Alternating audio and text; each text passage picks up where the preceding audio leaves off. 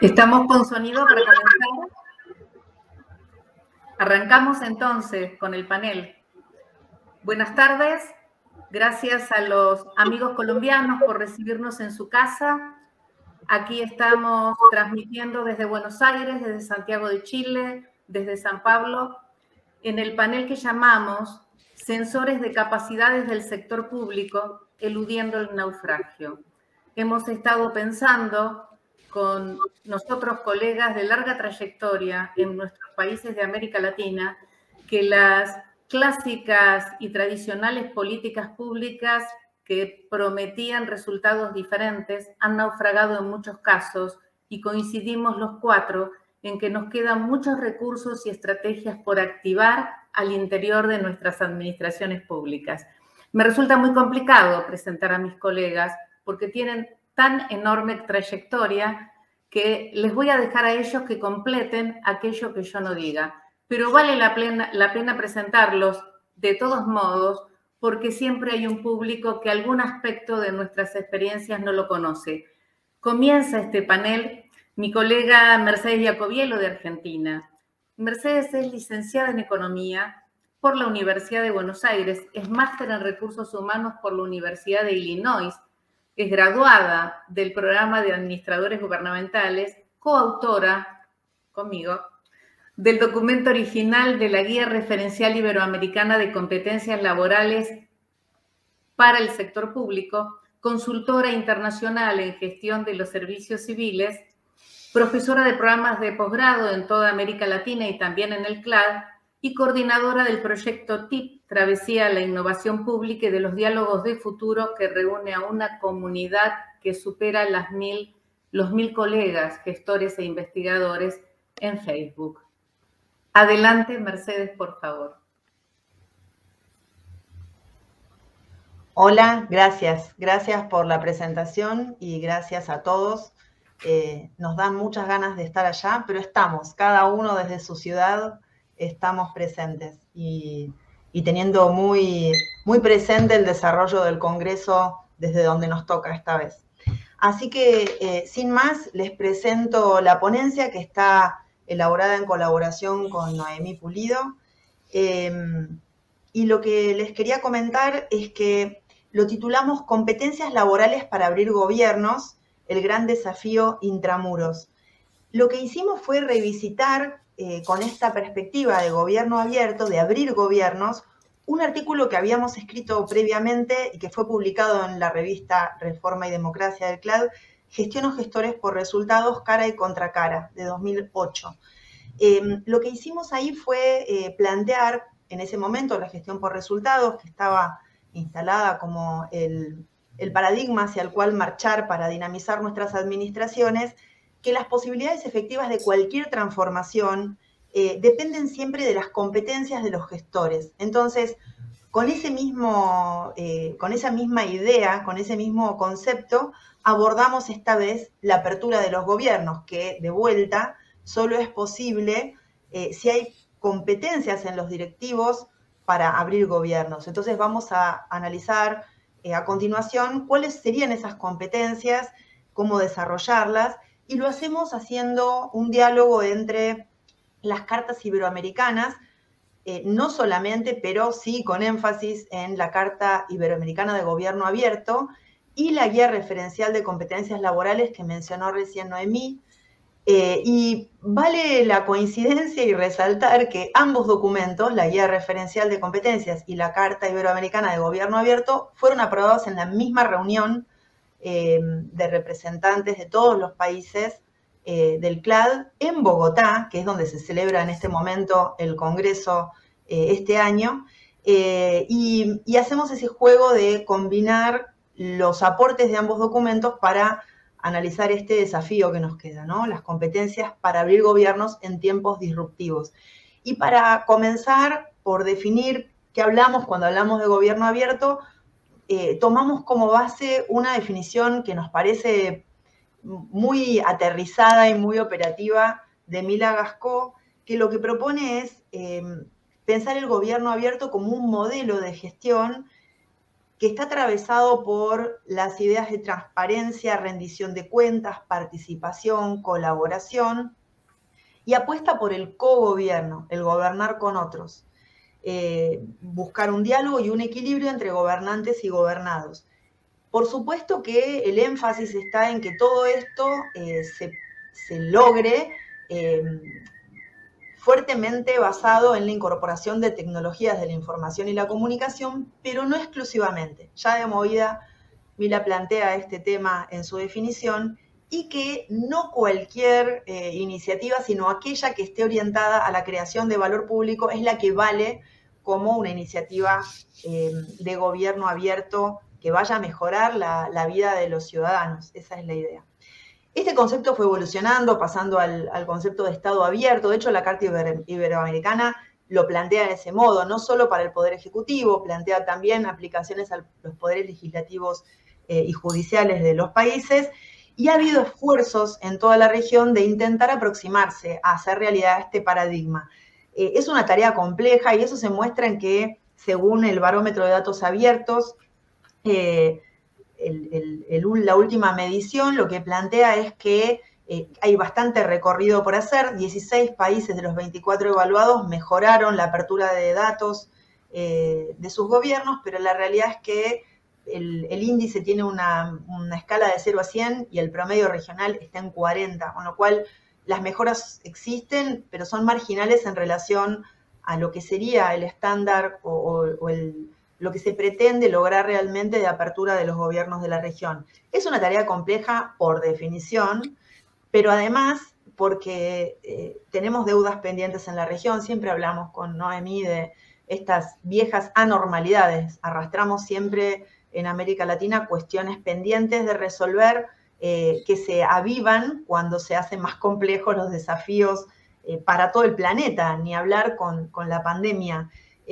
donde los problemas que ya teníamos, que siempre fueron complejos, para abordar desde la gestión pública en nuestros países, se tornan problemas perversos. Esto de los wicked problems que plantea John Harris, recuperamos ese concepto porque nos parece que justamente los problemas con los que nos enfrentamos son muy contexto dependientes, no hay un estándar claro contra el cual medir en qué medida avanzamos o retrocedemos, y tenemos que estar siempre pensando en caso por caso. Y eso nos lleva directamente a pensar que el acuñar soluciones para estos problemas nos entra en el terreno del pensamiento de diseño, esta idea del design thinking que está instalándose en la gestión pública para pensar estos problemas y abordarlos de manera eficaz.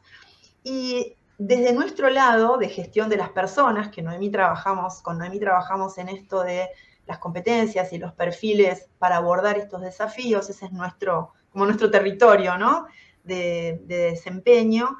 Ya en alguna publicación anterior, el año pasado, trabajando los temas que enfrentaban las administraciones públicas en la pandemia, recuperamos también un concepto de el perfil T, la letra T.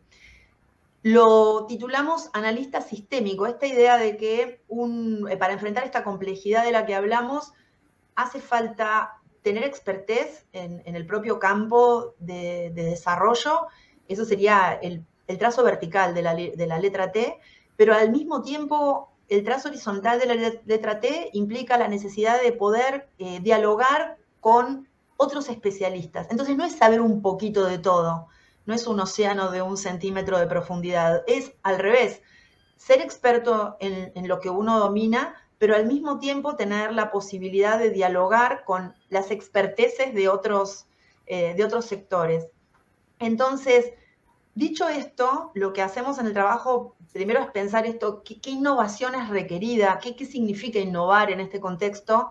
Y hablamos de innovación invertida, en el sentido de que estamos con la tensión entre la innovación tecnológica y todo lo que tenemos arrastrado de buropatologías. O sea, ni siquiera es modelos tradicionales que ya no enganchan, sino modelos tradicionales que nunca terminaron de consolidarse.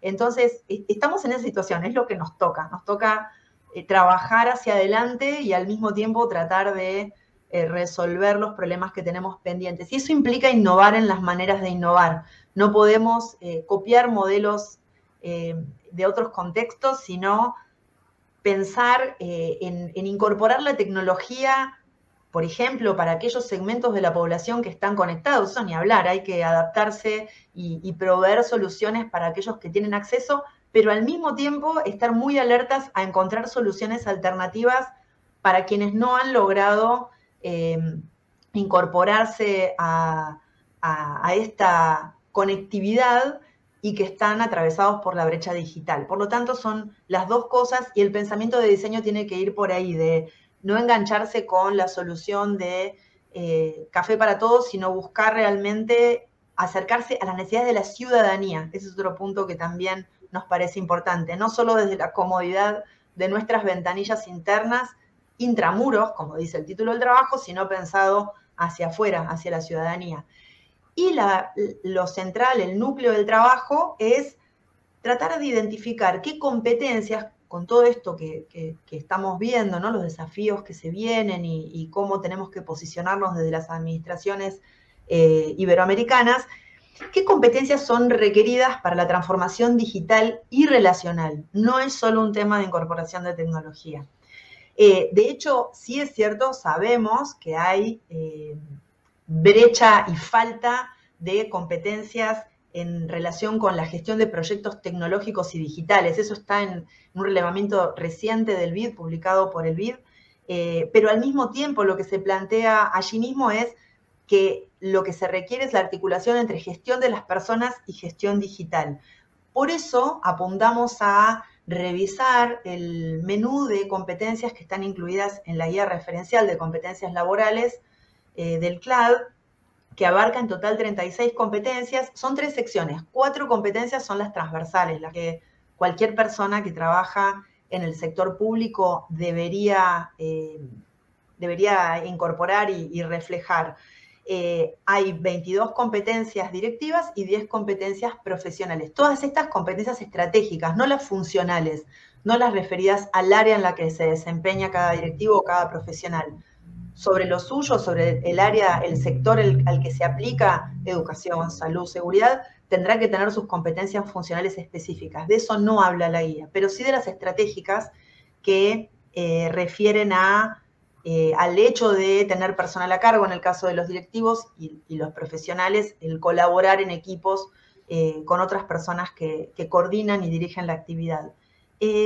Para ser bien concisa, iba a presentar una lámina para mostrarlo, pero no ayuda demasiado y me parece más productivo cerrar conceptualmente. Entonces, de las competencias transversales, las que nos parece más relevante, analizando este contexto que antes presenté, es la de aprendizaje continuo.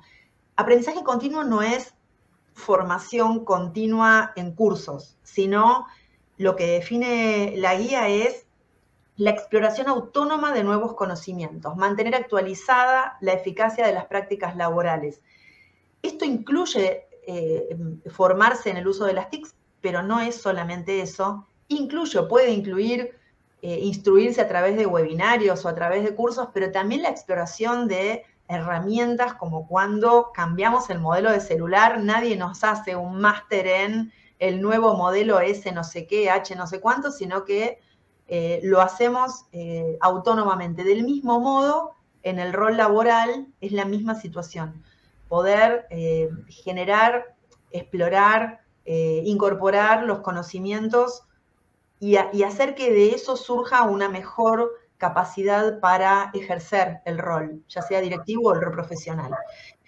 Y en el ámbito de en la sección de competencias directivas, incluimos como prioritaria la construcción de redes. Y quiero resaltar que, por supuesto que la gestión digital es importante y la incluimos también, pero nos parece muy importante esto, lo que hablábamos antes, ¿no? De el trazo horizontal de la T, el poder abrirse a otros sectores de la propia administración, a otros sectores de expertise que nos permitan abordar los problemas complejos que enfrentamos. Y esto significa esta construcción de redes el autodesarrollo y el desarrollo de colaboradores, integrando redes y foros de intercambio de experiencias, problemas y soluciones creativas. No hay manera de que logremos interoperabilidad con directivos que están cada uno enfrascados en su propio rol, en su propio trabajo, en su propia tarea o resultado a lograr. Así que eso nos parece más que prioritario. Por supuesto que esto tiene también su correlato en la gestión digital, que implica, según la definición de esta competencia en la guía, reconocer el derecho de la ciudadanía a vincularse con la administración electrónicamente, obviamente siempre que tenga el acceso. Esto no implica dejar de lado que quienes no tengan una solución alternativa.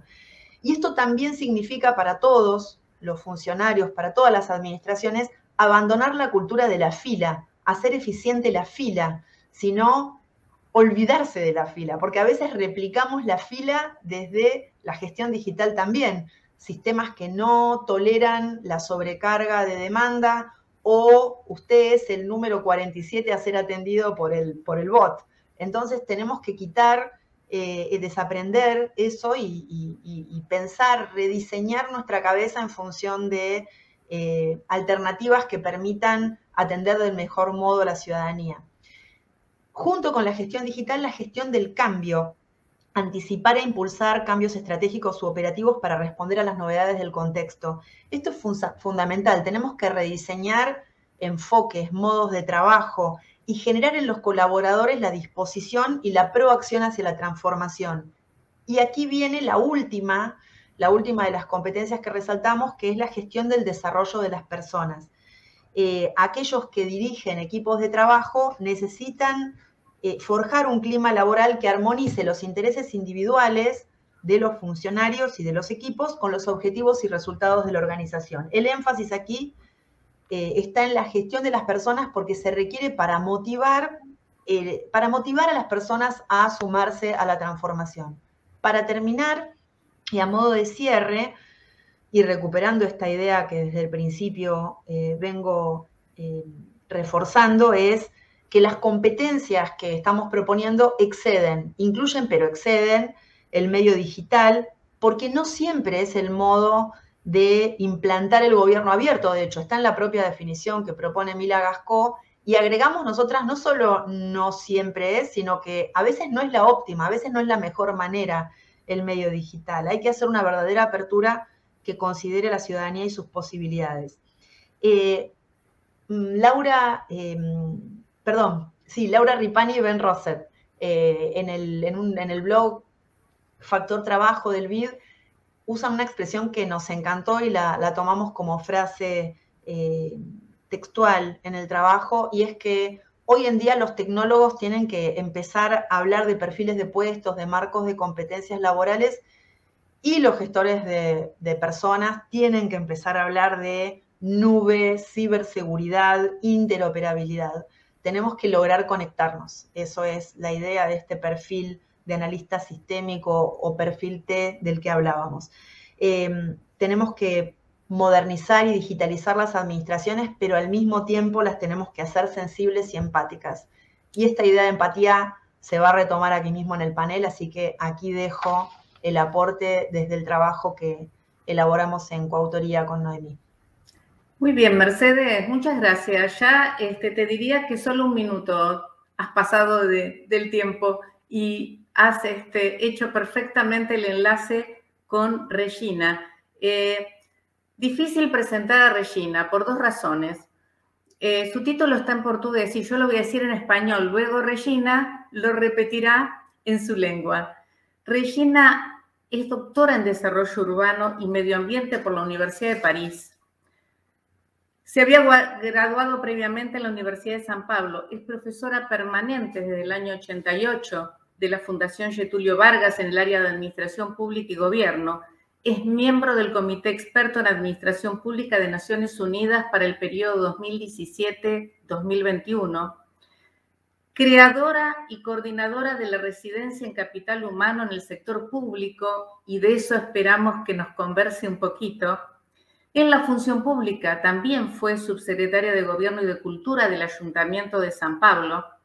Ha coordinado por 10 años la maestría en Gestión y Políticas Públicas de la Fundación Getúlio Vargas y también fue presidente de la Escuela Nacional de Administración Pública, la ENAP, y en ese periodo además fue representante por Brasil ante el CLAD.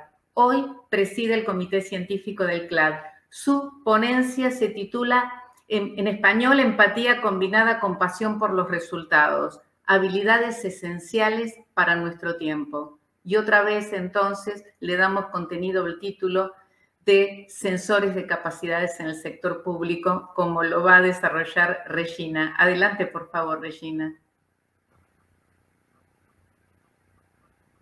Tu micrófono no. Ahora sí. Ahora sí. Bueno, gracias, muchísimas gracias, Noemí. Es una gran satisfacción estar en este panel, estar en el CLAD.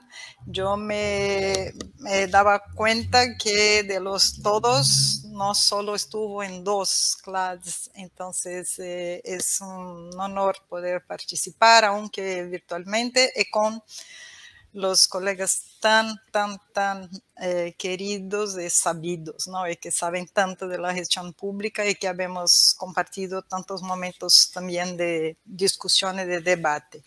Entonces, yo quisiera empezar en lo que dijo Mercedes sobre las viejas anormalidades que tenemos, ¿no? En nuestros países, en América Latina. Me gustaría decir que sí, tenemos cuestiones, muchas cuestiones pendientes para resolver, pero yo creo que esto no es el más difícil de superar. El más difícil es que no podemos insistir en pensarlas con los viejos pensamientos, ¿no? Entonces, las cuestiones son anormalidades, problemas que tenemos que resolver hace mucho en nuestros países vinculados a la gestión pública, a los gobiernos, el funcionamiento de los estados y todo que está pendiente a la ciudadanía en términos de que solo el Estado puede proveer para alcanzar, disminuir la brecha de inequalidad, desigualdad en nuestros países.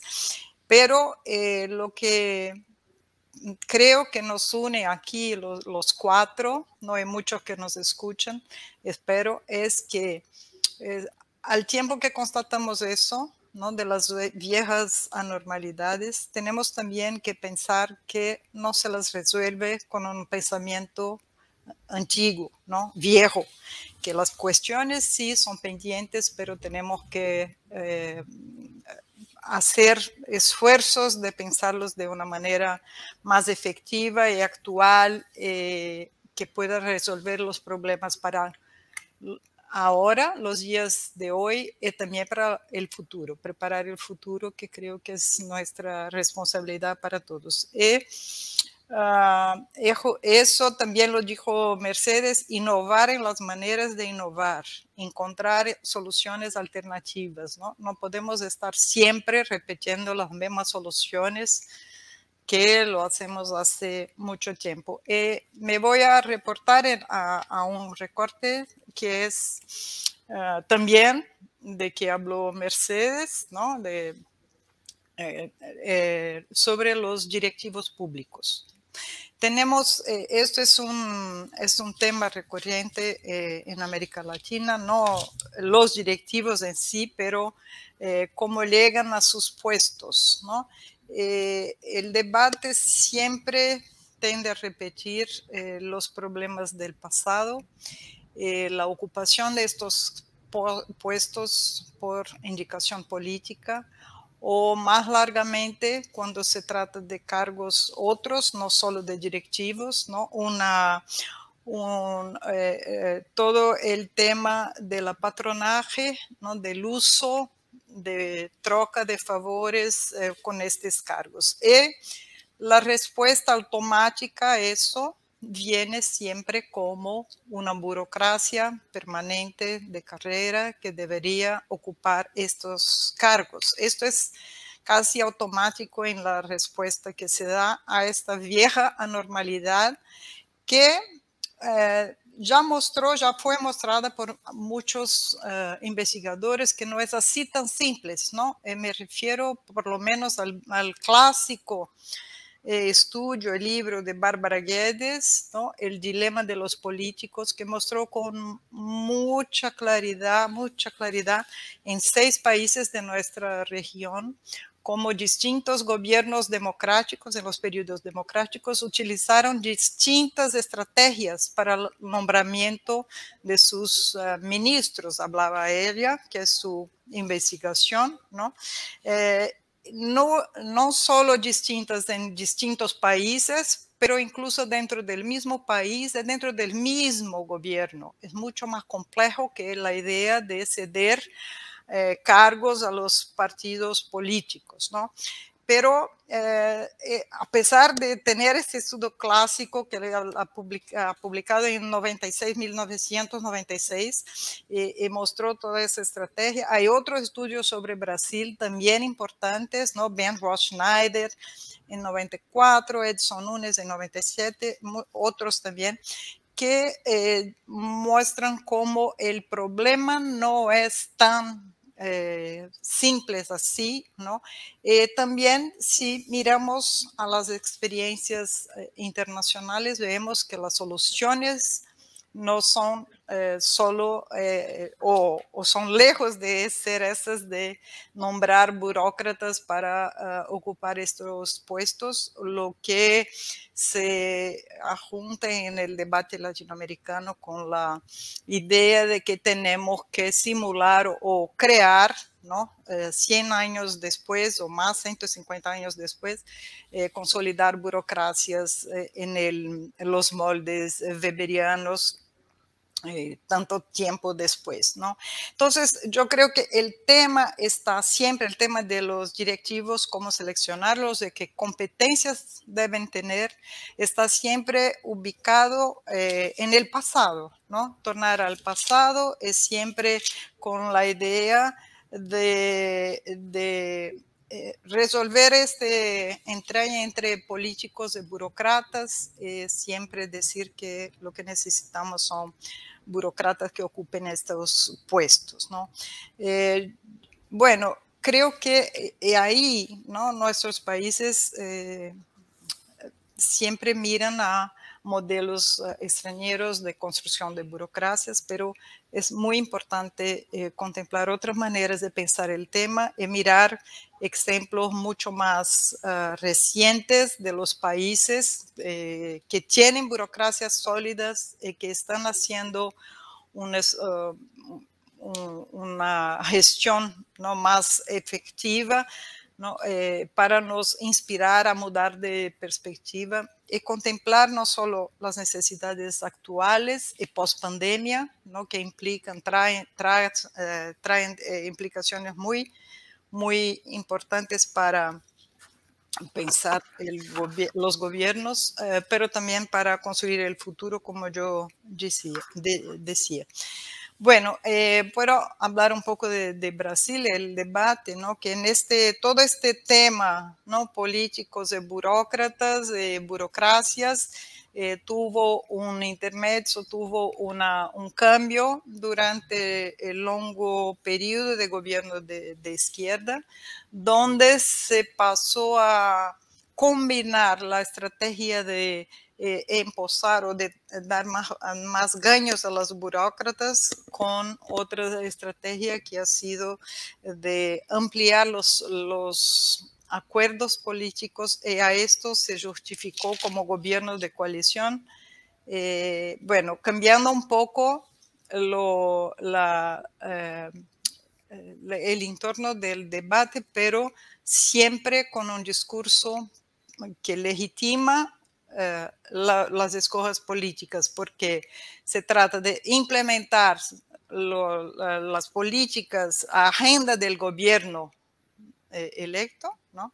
Pero también combinado con aumentos de beneficios a los burócratas que asumían puestos de dirección. Por ejemplo, se puede hasta hoy, porque esto sigue, ¿no?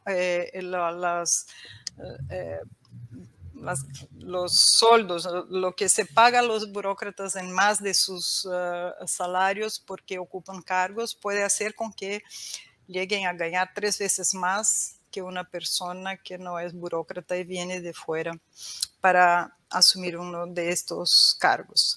Entonces, en cuanto nos prendemos a este tema, ¿no? de construir las burocracias o preferir los burócratas para estos cargos directivos, etcétera, vimos que en otros países lo importante ha sido de definir mejor, de entregar mejores servicios a los ciudadanos. Y esto implica también lo que hablaba Mercedes, conjugar la gestión estratégica con la gestión de personas, ¿no? Eso va junto, las dos cosas caminan junto.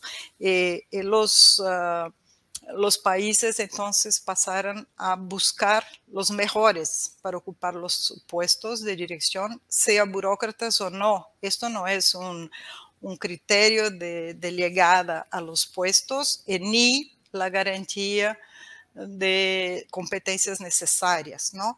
Entonces, abrieron para entradas laterales. En eso, en nuestros países, Chile ha sido pionero en 2003 con la creación del sistema de alta dirección pública.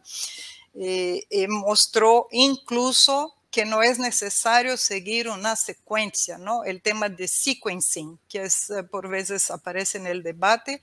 Chile probó que no es necesario porque no tenía una burocracia permanente, ¿no? Pero avanzó muchísimo en la creación del sistema de alta dirección pública desde 2003, ¿no? Bueno, eso abre el tema del perfil necesario, ¿no? El necesario no es solo la integridad, esta es la base, ¿no? Y no hay solo integridad los que pasaron una prueba, un concurso una vez en su vida. La integridad es algo permanente, ¿no? Que se prueba todos los días y no una sola vez, ¿no? Y para liderar, no es solo eso que se espera de un directivo. Se espera que lidere procesos de cambio en las organizaciones para efectivamente mejorar el desempeño o lo que implica las dos partes, ¿no? Gestión estratégica, gestión de personas para entregar valor público y motivar a todos. También Mercedes ya se refirió a eso, ¿no? Eso nos lleva a un conjunto de competencias que no, como dijo antes, no son aseguradas por un concurso de memorización, ¿no? Por un concurso de saber mucha cosa, porque hay muchos candidatos, entonces hay que hacer pruebas objetivas, pruebas teste y con memorización de cosas. Eso no prueba nada en términos de competencias, ¿no? Y cuando estamos además en este contexto de post-pandemia, se torna necesario también para avanzar en los resultados, en las entregas para la ciudadanía, también un profundo senso de empatía como una de las características fundamentales de los directivos, un estilo humanista de liderazgo que va a ayudar a superar las brechas de la pandemia, congregar a todos con la idea de entregar más y mejor valor público, ¿no? Entonces, por eso el título de la ponencia, que es empatía con pasión por resultados, ¿no? Porque las dos cosas tienen que caminar juntas.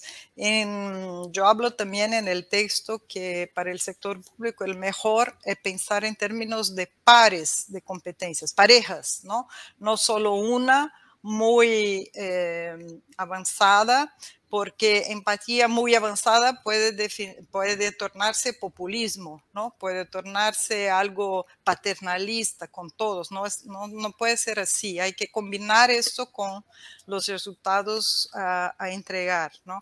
Entonces, para eso, pensar siempre, la idea es movilizar energías. Para movilizar energías necesita saber movilizar en dirección a qué, ¿no? Entonces el foco es fundamental, así como las personas, motivar a todas las personas, ¿no?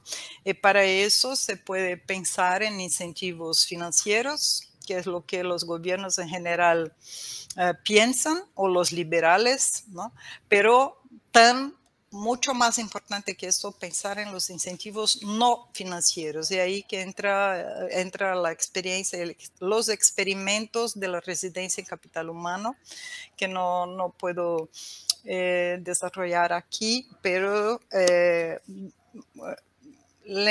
recordar, ¿no?, que ha sido un desafío de hacer convergir los esfuerzos, primero, ante todo, de hacer experimentos de facilitación, que creo que es otra competencia muy importante. No es de dirección, pero el liderazgo hoy para ultrapasar los desafíos que tenemos, creo que incluso las tendencias de involucrar a los ciudadanos, involucrar al tercer sector, involucrar al sector privado, toda la idea de redes, todo eso, es mucho más de ser facilitadores que de ser directivos en el sentido de solo mostrar la dirección. Entonces, los experimentos de la residencia han sido momentos en que personas experientes entraron en contextos que no conocían y por intermedio de una escucha muy sensible, muy activa, ¿no?, de empatía con los que estaban escuchando, ¿no?, con la posibilidad de diseñar conjuntamente soluciones o pistas para los problemas, encontraron entonces cosas muy sencillas, puntos de apoyo muy sencillos que posibilitaron que todos estuviesen mucho más voltados para los resultados. Entonces, los residentes han construido puentes y creo que eso sí es algo importante, ¿no?, y que será aún más importante para vencer los obstáculos de la post-pandemia. Por eso, colocar, quizá, ¿no?, tener claridad sobre empatía, pero junto con la búsqueda de resultados. Es eso. Gracias, Mercedes. Muchas gracias. Francisco. Muchas gracias, Regina. Placer escucharte. Tomé nota de tantas cosas en tu ponencia, en la de Mercedes, en tu presentación, que no voy a poder resumir. Ahora me voy a dedicar a eso, a ver cómo cerramos este panel, porque ahora nos suma al concepto de estos sensores de capacidades del sector público, la ponencia de Francisco Silva Durán, nuestro colega de Chile. Todos conocen a Francisco Silva. Nos trae la ponencia Desafíos en las estructuras del empleo público. Francisco es abogado, es máster en Dirección Estratégica de Recursos Humanos de la Universidad Politécnica de Cataluña, máster en Gestión de la Calidad por España y por la Universidad Diego Portales de Chile. Desde la creación de la Dirección Nacional de Servicio Civil de Chile se ha desempeñado como jefe de la División Jurídica y los Asuntos Institucionales. Ha asesorado a los gobiernos latinoamericanos que han intentado proyectos de alta dirección pública o de reformas al servicio civil o a las capacidades del servicio civil, y tiene artículos y publicaciones en temas de su expertise. Y agrego por mi cuenta que es un gran dinamizador de la red internacional que arma esta red afectuosa de amigos que además intercambiamos conocimientos, preguntas, dudas y nuestros dilemas sobre el ejercicio de nuestra profesión. Adelante, Francisco Silva, un gusto. Muchas gracias, Noemí. ¿Me escuchan, verdad? Perfecto. Sí, perfecto, un gusto estar en este congreso y formar parte de este panel con Regina, Mercedes, que sin duda tienen una trayectoria muy relevante, y creo que las ponencias que acaban de presentar son muy sustantivas para lo que se necesita en nuestra región, de mejorar efectivamente las capacidades del Estado en materia de gestión de personas. Hablaba Mercedes Jacobello de las competencias específicas que necesitamos dentro de la administración para que exista una mayor eficacia de la administración. Hoy día en la mañana estuve en un seminario con el Contralor General de la República, la Presidenta del Consejo para la Transparencia y el presidente de los sindicatos del Estado o asociaciones de funcionarios de Chile. Y una de las cosas que comentábamos, que en Chile, cuando se hace una encuesta a los ciudadanos, el 80% de los ciudadanos señalan que están insatisfechos con la atención del Estado cuando el Estado cuando ha requerido el Estado. Debe ser una realidad parecida en la región, y el Estado, quienes estamos dentro del Estado, tenemos que hacernos cargo de esa necesidad de cambio.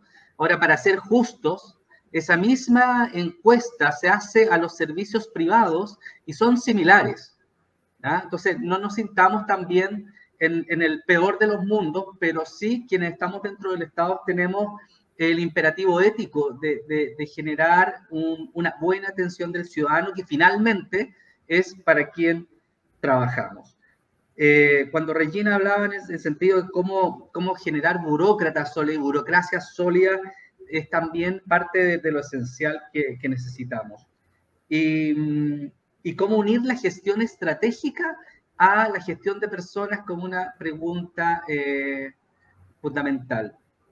Voy a tratar de compartir una pantalla. Aquí la pueden ver, ¿verdad? ¿Pueden verla? Ahí sí. Sí. Voy a pasar algunas láminas. Cuando hablamos de estrategia, la estrategia en el Estado es que haya efectividad del gobierno y del actuar de la administración, ¿verdad? Aquí hay un ranking del Banco Mundial sobre percepción respecto a la calidad de los servicios públicos entregados con independencia y libre de presiones. Pienso que en Latinoamérica debiéramos estar más atentos a este tipo de indicadores y mirar la acción de nuestro gobierno y de los servicios que prestamos y ver si efectivamente estamos cumpliendo con entregar una mejor percepción respecto de la calidad de servicios que entregamos al Estado. Yo creo que en Chile aún nos falta muchísimo para eso, para estar en sintonía con cómo vamos mejorando la atención a los ciudadanos y eso lo estemos midiendo efectivamente.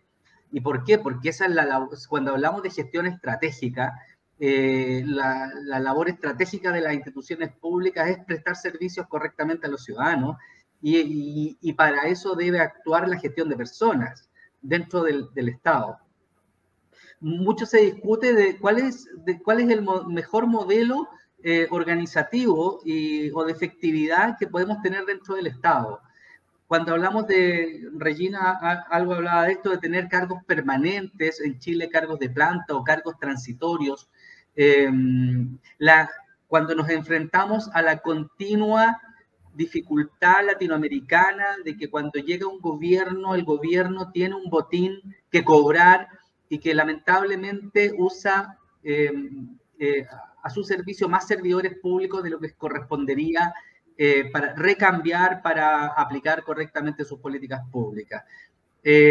Muchas veces la dicotomía permanente-transitorio nos sirve para eso. Y ojo que si uno mira, este es un breve estudio mío, personal, la verdad puede ser que tenga errores, pero quise aproximarme más o menos a la lógica de lo que hay en Latinoamérica, por ejemplo, tenemos en Chile un 35% de empleados permanentes versus un 65% transitorio, en Brasil un 86% permanentes versus 14%, en Argentina un 62% versus 38%, en Paraguay 80-20%, Colombia 80-20%.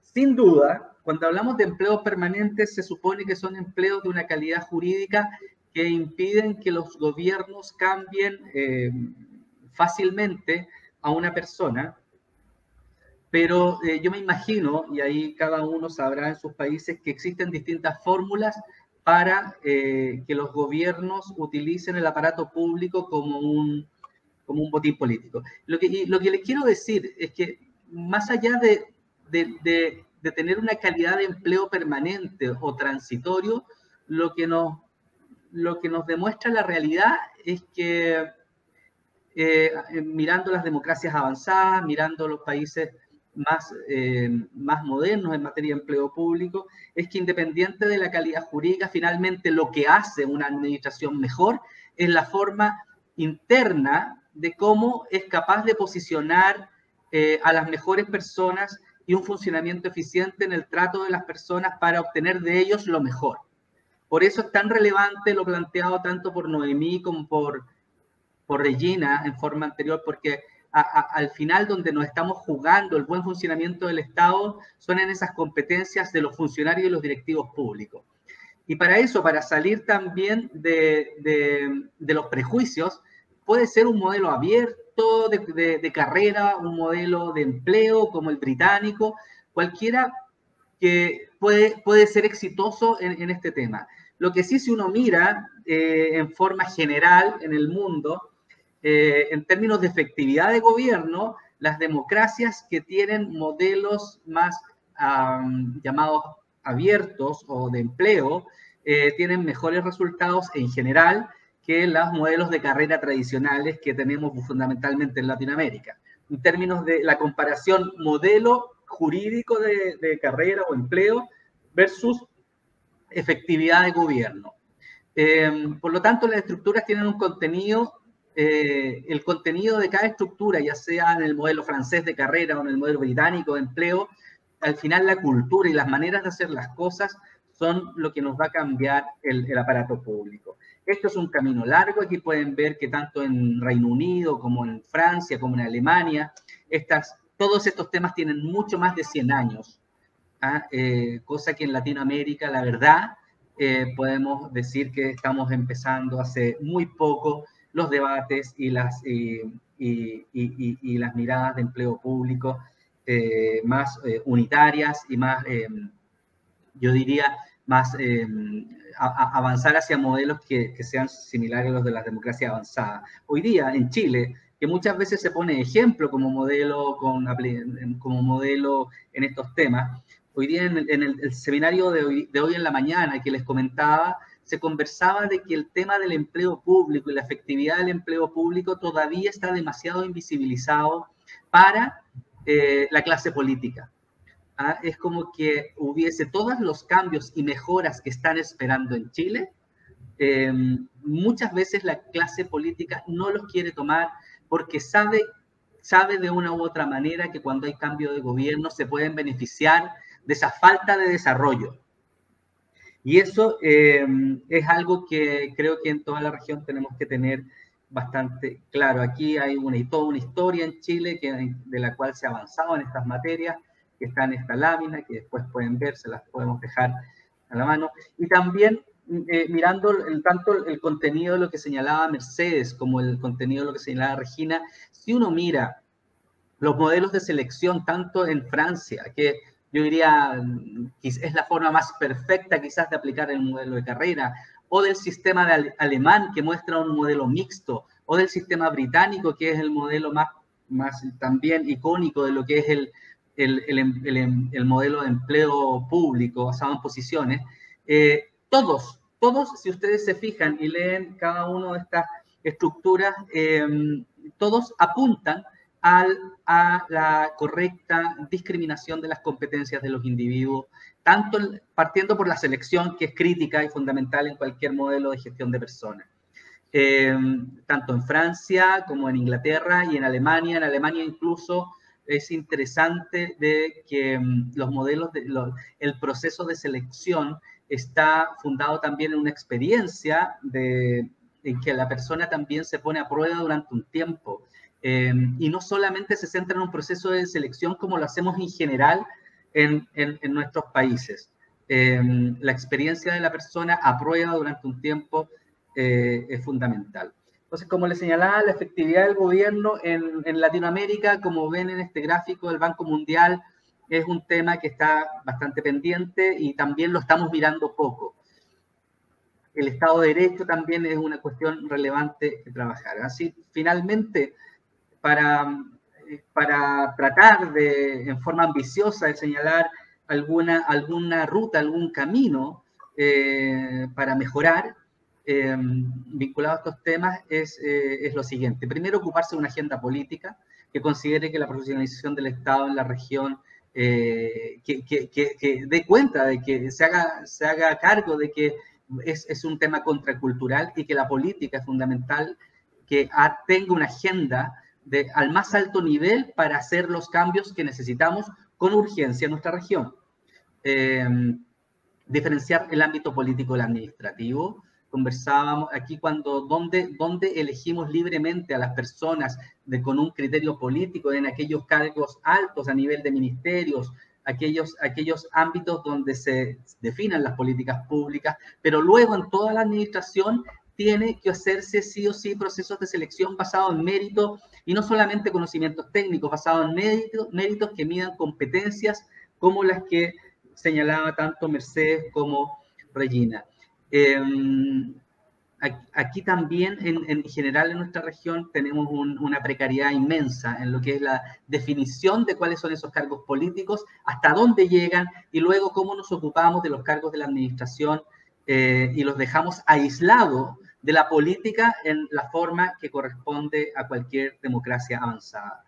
La medición del desempeño institucional y los rendimientos institucionales, que era lo que señalaba Regina al final, de tener una gestión estratégica, porque al final la estrategia de personas tiene que amoldarse a la estrategia institucional, y esa estrategia institucional tiene que amoldarse a, como veíamos, los indicadores de efectividad de gobierno, y tenemos indicadores como el del Banco Mundial que nos muestran cómo vamos avanzando o cómo no. La profesionalización de la dirección pública es fundamental. También ahí, como señalaba Regina, estamos al debe, salvo Chile, Perú, han avanzado sustantivamente y todavía tienen que seguir avanzando, pero sin profesionalización de la dirección no vamos a tener una correcta lectura del engranaje gerencial que tiene que recibir las políticas públicas que la autoridad política diseña y aplicarlas en conjunto con la administración. Y ahí tenemos un debe en la profesionalización de la dirección. Y luego estandarizar la gestión de personas. La gestión de personas debe estandarizarse en los países, debe medirse, en dotar a las áreas de gestión de personas de todas las instituciones públicas de mayor posición y jerarquía, con una naturaleza de gestión o capacidades jurídicas vinculantes. Es decir, que se pueda señalar en un país, oiga, desde aquí en adelante todos los procesos de selección se hacen por un sistema de mérito, y este va a ser el sistema de mérito que tiene que ser eficiente, no solo un test de competencias como ya conversábamos. Elaboración de perfiles para todas las posiciones, establecer procesos de selección vinculantes para la generalidad, como ya les decía, medición de competencias, gestionar a las personas en función de atributos y competencias, las que, bueno, hemos conversado, instalar la gestión del desempeño individual como una herramienta de gestión del cambio y que desarrolle realmente la carrera de los funcionarios públicos, que no la están mirando, no la están viendo, y vincular el egreso a criterios objetivos, fundamentalmente, en el fondo, los despidos, las desvinculaciones, se funden en desempeños deficientes y a otras causales de carácter legal, pero no a causales de carácter político. Eso, básicamente. Muchas gracias a todos y todas. Gracias, muchas gracias a los tres. Aprendí mucho. Es muy difícil sintetizar lo que ustedes han sintetizado también, pero quiero, si me permiten escuchándolos, pensaba que en todos nuestros países, los ciudadanos que habitan nuestros países tienen derecho al acceso a los cargos públicos y también tienen derecho a tener los mejores detrás de las ventanillas.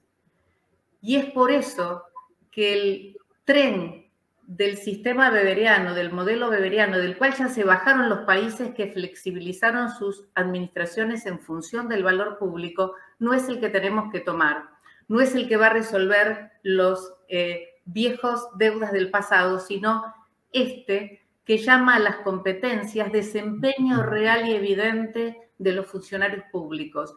Parece que vamos a tener que desbaratar algunos dioses del Olimpo que no se tocan. El sistema de carrera, que el burócrata más antiguo es el que tiene más remuneración y está más al tope de su carrera, sin que nadie le vuelva a medir competencias. Y cuando hablamos de profesionalización, Pancho, por ejemplo, Francisco Silva, por ejemplo, no nos estamos refiriendo a cuántos títulos ostenta en su legajo la persona, sino a cuán competente es. Al menos en Buenos Aires, la población usa ese lenguaje. Hace un trámite, pregunta y te cuenta, me atendió una persona muy competente o un incompetente. Me hizo perder toda la mañana.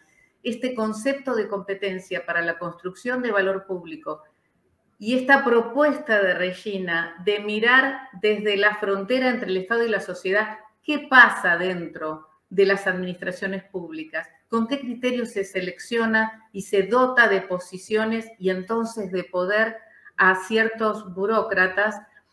Nos hacen pensar que tenemos muchísimos recursos dentro de las administraciones públicas como yacimientos pendientes de ser explotados. Uno, muy elemental, son los instrumentos del CLAD.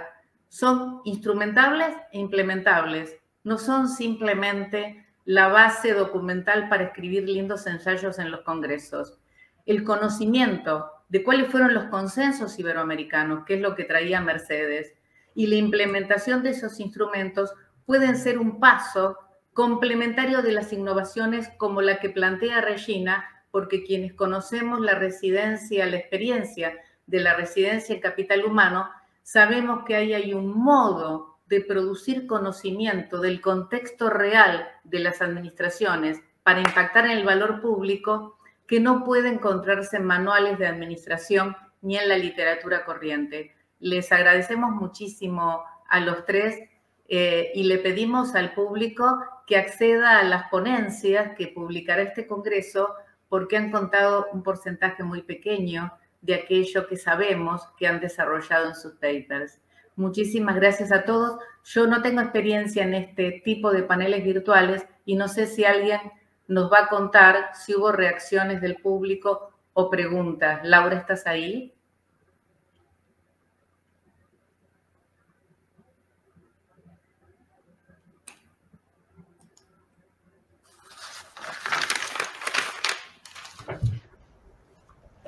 Es el momento espiritista. Es el momento en que uno invoca a los espíritus virtualizados. En el chat no veo, a ver, comentarios. Sí, Laura está contestándonos. Y yo quiero saber, Laura, si alguien está recogiendo impresiones, comentarios, preguntas, antes de saludar y despedirnos. Sí.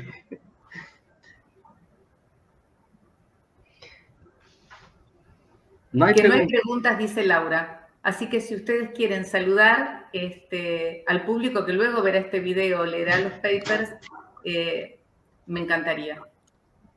Dale, quedamos así. Quedamos en contacto y a disposición para cualquier cuestión que surja en quienes vean luego en diferido la grabación. Yo quería volver, Noemí, a tu idea de sacar algunos dioses del Olimpo. Yo creo que es una idea muy, muy, muy potente e interesante, ¿no? Son cosas que en general son tomadas como verdades absolutas, ¿no? Todas recubiertas de una apariencia de imparcialidad, ¿no? Objetividad, para que no haga perseguición, para que los funcionarios todos sean tratados igualmente. Todo eso hace parte de la construcción de este Olimpo, ¿no? De que nos hablaba, que yo creo que es lo mismo cuando yo pienso que no se puede resolver los problemas con las ideas antiguas, ¿no? Para tener nuevas ideas, creo que tenemos que sacar los dioses del Olimpo, sí. Que esto no es muy habitual en América Latina, en nuestros países, porque en general tenemos estas marcas, ¿no? Las heridas, los problemas, las anormalidades a que se refirió Mercedes, que nos parece que en el Olimpo tenemos que tener los remedios para el pasado. No, tenemos que enfrentar el futuro, enfrentar nuestros tiempos. Para eso no se puede, hay que hablar de estas anomalías del Olimpo, ¿no? Tuvimos recién en São Paulo la divulgación de una encuesta. Ahora veo a Álvaro que nos hace algo aquí, un comentario. Una encuesta en São Paulo que mostró que los mejores profesores de las escuelas públicas... Un saludo. Envío un saludo a Álvaro Ramírez. Un gran abrazo, sí, Álvaro. Sí. Los mejores profesores son las mejores escuelas en los barrios menos vulnerables, ¿no? ¿Por qué? Por estrategias de la carrera, que por antigüedad, por títulos que adquieren con cursos de titulación, pueden escoger las escuelas, van a los barrios menos vulnerables, dejan los barrios vulnerables con los profesores menos experientes y que ganan hasta un cuarto de lo que ganan los mejores por antigüedad. Entonces, eso es de una inequidad increíble, ¿no?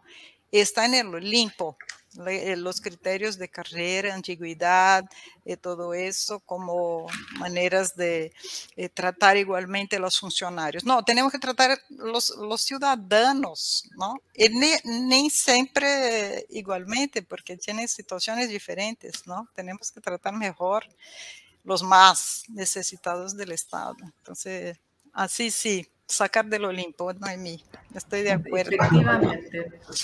Efectivamente.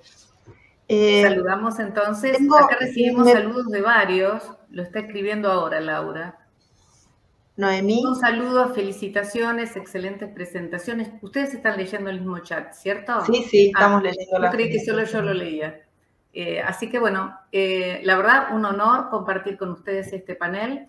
El próximo panel del próximo congreso se llamará Subir al Olimpo a desafiar los dioses. Perdón, y otra cuestión que también me parece que está bueno rescatar es que estas ideas que fuimos cruzando, los aportes habíamos leído los trabajos, pero es otra cosa, cuando uno lo cuenta es como que empiezan a atarse más claramente los conceptos, ¿no? Por eso está bueno esta reunión en el panel, siempre es muy productiva. Y no sé, pero yo ya tengo una idea para el año que viene. A mí las parejas de competencias me encantó. Esa idea que lo vi claramente en el ejemplo del título de tu trabajo, Regina, pero de pronto empecé, bueno, en el nuestro también estamos diciendo lo mismo. Es digital, pero es relacional, si no, nos quedamos en solo lo tecnológico. O sea, me parece que esa idea es potente para pensar en términos de lo que también Pancho traía de hacer ricas los momentos, no solamente el reclutamiento y la selección, sino el desarrollo de las competencias de los directivos a lo largo de toda la vida laboral. Así que bueno, nos quedamos acá con ideas para seguir produciendo. Para mantener. Eso. Felicitaciones. Noemí, tenemos un minuto más porque creo que vamos hasta las... Hasta 6:30. Noemí quiere cerrar, pero no la dejamos, Regina. No la dejamos. No, queremos hablar. No es que quiera cerrar, al contrario, tengo miedo de que estemos elaborando el próximo panel en público. No, yo pero invitamos a todos, sí, también. Cuando Regina nos compartió su ponencia, se me representó la idea de la balanza, ¿no? Esto de resultados pero con empatía, liderazgo pero con incentivos. Incentivos, pero también no monetarios. Sí. Porque cualquiera de ellos solo tiene el riesgo de su radicalización. Si hay incentivos monetarios, solo dinero a cambio de producción. Si hay demasiada empatía, puede eso perjudicar el resultado. Y me parece que esa idea hay que seguirla trabajando. hacerla instrumental de verdad en proyectos concretos de desarrollo de personas. Me parece que hay mucha innovación dentro de ese viejo baúl de todas las herramientas que tenemos todos disponibles. Hay como combinaciones que no hemos explotado aún. Nos pasa con la guía de competencias, que tiene 1000 relecturas por nuestra parte. Y sabemos que hay otras maneras de aplicarla y ya hemos comenzado a hacerlo, ¿no? En instituciones. Sí, yo quisiera también plantear de cuando hablamos de romper esos viejos paradigmas, necesitamos abrir ciertas puertas, tanto en la política como en la, bueno, en la política también, como también en la política gremial, llamamos gremios de los empleados públicos. Muchas veces esta discusión, al tocar algo tan sensible como es el trabajo de personas, hace como preferible no tocar el tema, a enfrentarnos a si vamos a medir el desempeño, entonces vamos a tener que generar estratificación de personas en función del desempeño. Y eso se hace muy difícil políticamente y también a nivel de gestión.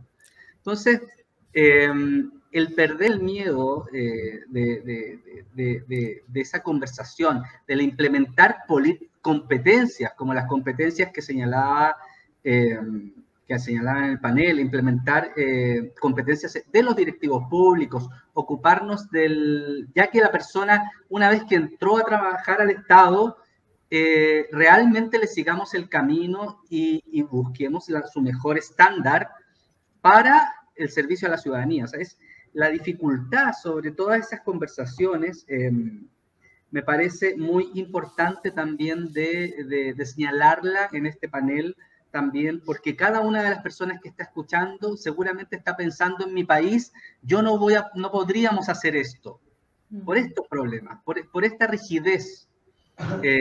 Y es ahí también donde nosotros, todos los quienes estemos en este mundo, tenemos que plantear que hay pasos que sí se pueden dar.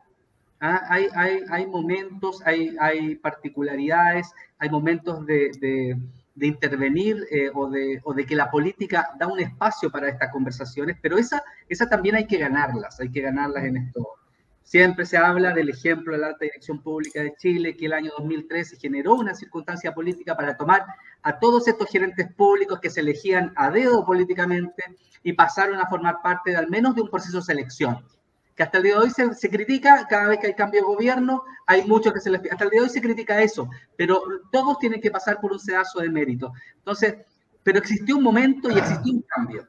Y yo creo que nosotros, quienes estamos aquí, tenemos que indicarle a todos los que escuchen que sí existen las posibilidades de cambio. Hace tiempo atrás no se hablaba de gobierno abierto, hoy día sí está instalado, de transparencia sí está instalada.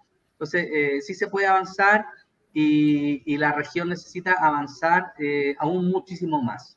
Como comentario.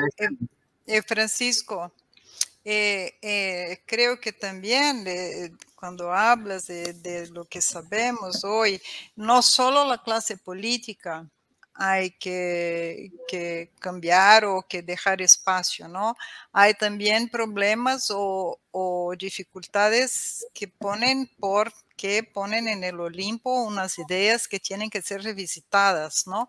Eso tanto los académicos como también los gremios, como también, bueno, una idea de los periodistas que repiten ideas del pasado, ¿no? Sí. Formadores de opinión, entonces todo eso, por ejemplo, o los liberales que entraron muy recién en el debate y que también tienen sus opiniones que no están por todo, no son todo lo que debemos hacer, ¿no? Por ejemplo, el concepto de mérito, creo que es uno de esos del Olimpo que tenemos que bajar, revisitar, sacar el polvo, ¿no?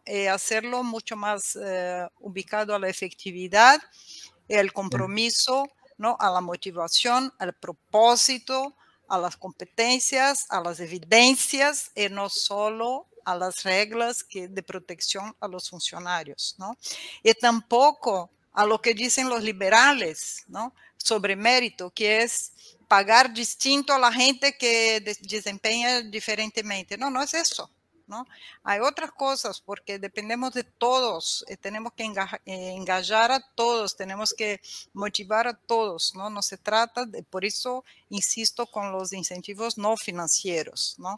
Que todo no se resuelve con, por el contrario, ¿no? Hay muchas cosas que tiene que todo estar juntos, y no solo pagar más a uno o otro por sistemas difíciles de mensurar y todo eso. Entonces, creo que estamos en este cruce de pensamientos por las viejas ideas de conceptos, bueno, liberales que llegan para decir que todos, si hacemos como en el sector privado, todo se resuelve, ¿no?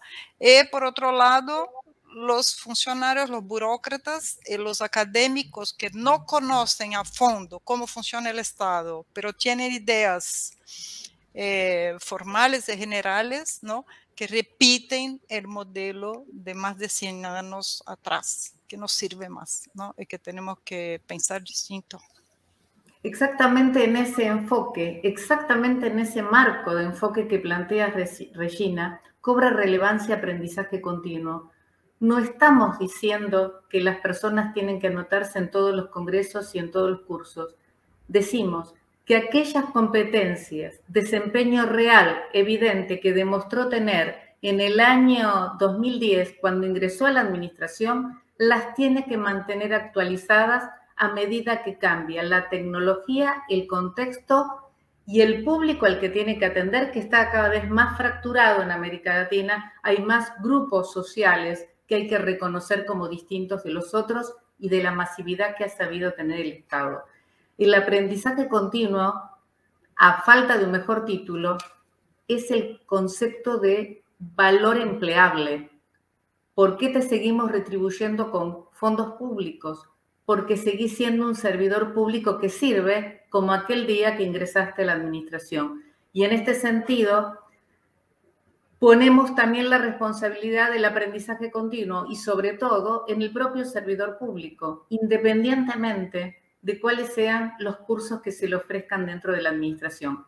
Los habitantes de la civilización del siglo XXI no tenemos que tomar cursos para atravesar un aeropuerto con todo el cambio tecnológico que implica. Nos llevamos por delante la tecnología y la asumimos. Y los servidores públicos que no le están sirviendo a la población porque no han activado sus capacidades tienen que ser vueltos a evaluar. Sí, para todo eso, solo una palabra, Francisco, para todo eso hay una lógica muy clara. Vamos a empezar por buenos directivos y directivas, ¿no? Esto va, no solo por leyes, definiciones. Si no tenemos personas con ganas de hacer mejor, entregar más valor público, pueden cambiar lo que quiera, que no llegaremos al siglo XXI antes que termine, ¿no? Sí, perdón, esa frase es muy buena.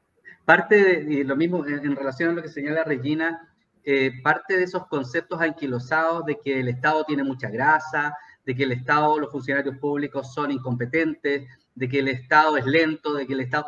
Todo eso es una realidad hasta que deja de serlo. O sea, el ejemplo que yo les daba hoy día, a propósito de la consulta que hacía el Consejo de la Transparencia de Chile sobre que se sentían maltratados los ciudadanos por el Estado, pero sí, se sienten también maltratados por las instituciones privadas.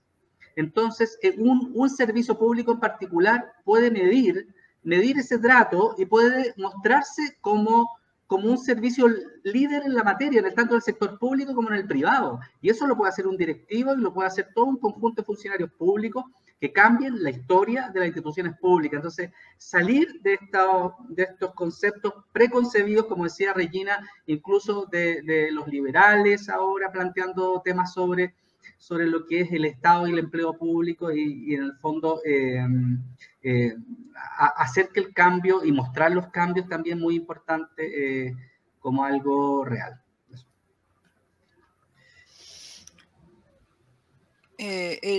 Bueno, los invito mismo a conocer los que están con nosotros, los experimentos de la residencia en Capital Humano, porque son cosas tan sencillas como escuchar, como ponerse en lugar del otro, ¿no? Como reunir grupos que están apartados, pero que el trabajo depende de los dos grupos juntos, ¿no?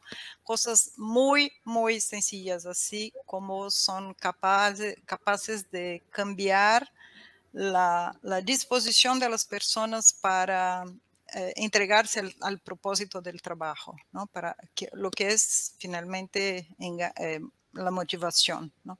Entonces, por eso creo que son habilidades que tienen mucho más a ver con sermos humanos de que con sermos burócratas o elegidos o otras cosas, ¿no? Gracias, Regina. Nosotros los invitamos al Facebook Comunidad TIP, Travesía a la Innovación Pública, donde van a encontrar diálogos de futuro con Regina y un diálogo de futuro con Francisco Silva y 18 diálogos más. Estamos tratando de trabajar esta idea de futuro que trae Regina y que se trabaja tan intensamente que estamos llevando a las instituciones la idea, que también creemos que es una innovación en la manera de innovar, de empezar por las soluciones y el valor público a construir y después diagnosticar cuáles son las barreras que impiden construirlo, en lugar de la clásica metodología de diagnosticar todo primero y ver qué hacemos con esa realidad después. Ponemos el futuro por delante, cuál es el resultado a conseguir por esta organización que no puede demorárselo más a la población y cuáles elementos del diagnóstico del pasado hay que remover. Y entonces vienen las actividades para hacerlo, dando vuelta a la concepción de tiempos de la administración para cambiar la cultura de rutinas a una cultura por resultados. Y eso lo estamos trabajando en casi todos los diálogos de futuro también, con expertos muy generosos como ustedes dos que nos han visitado. Noemí, yo dejé los links de República Fellows y de la comunidad Travesía a la Innovación Pública. Tal vez, Laura, los podés copiar en el otro chat, porque estamos en esta sala, yo me siento como en una caja. Ahí sí, va. Laura está diciendo que sí, que lo va a copiar en la otra sala. Estamos como aislados acá. Por agradecimiento al público, Laura, por favor. Ahí va. Gracias, Laura.